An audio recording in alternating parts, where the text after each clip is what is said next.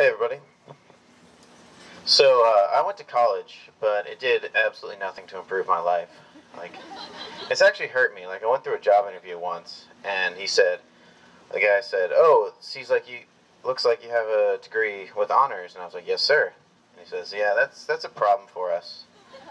He says, "Because it looks like you want to do something with your life."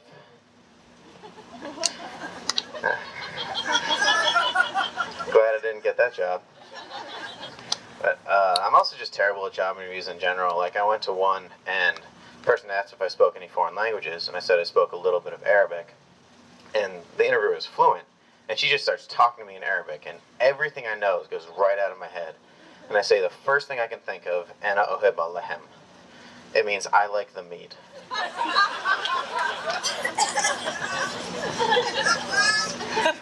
Well, I'm single, if the Star Wars shirt wasn't a hint. But I work out because girls like guys in shape, but I'm 6'1", so I can also be like big enough to be intimidating. And when I approach like a girl I don't know, it's like I have to show that I'm like in shape, but also like not dangerous.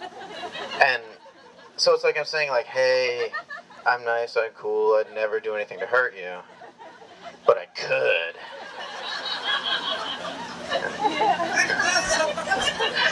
I've also noticed, like, when I walk by, like, women on the street at night, if it's just, like, two of us or something, they always kind of get a little nervous in that kind of, like, passing scenario. And I feel bad for being scary, but there's nothing I can do about that. Like, it's not like I can say, like, "Oh, she's a block away. I'll show her a great sense of humor. I'll put on a clown mask." But, my roommate's a white guy who shaves his head, and he told me once, why are you guys laughing at that? Well, my roommate's a white guy, and he shaves his head. And so he told me once, he said, sometimes people look at me and they think like I'm a white supremacist. And that really sucks because I really hate being judged just by the way I look. But sometimes there's girls that look at me and that's what they're thinking. And they're interested. And that's really cool. I was like, yeah, those women don't sound like keepers. But that really got me thinking, because I've done a lot of stupid things to try and get laid, and like they never worked. So I just settled on being myself, and that was even less effective. So like I'm an awkward guy with social anxiety. It gives people the impression I own pet spiders. Like I spent a lot of time trying to convince myself I have the average amount of flaws as like anyone else. But when he said that like girls thought he was hot because they thought he was a Nazi, what I heard was I was so weird I would be more attractive if I was a Nazi. And that's not very high up on the scale there. It's, it's like pro athlete, movie star, and like Nazi. And below that, me. But but so I was like looking at ways to like look better to women and stuff, and said women really like people who are in tune with their needs. So try and like carry some like pads and tampons around in case they might need them. Because that's really gonna turn a woman on. Like a stranger walking up to him and be like, "I got something for you," but only if you're menstruating.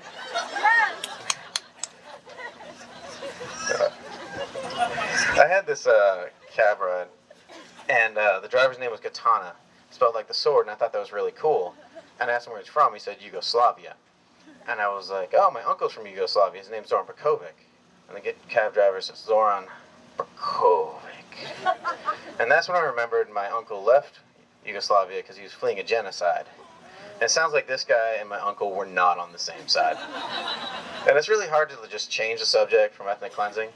Like, especially the really pro-ethnic cleansing. So it's like, "Hey, great job with that state-sponsored mass murder. You guys catch the game last night?" Alright, I'm going to end it on this one. I moved to DC about a year ago.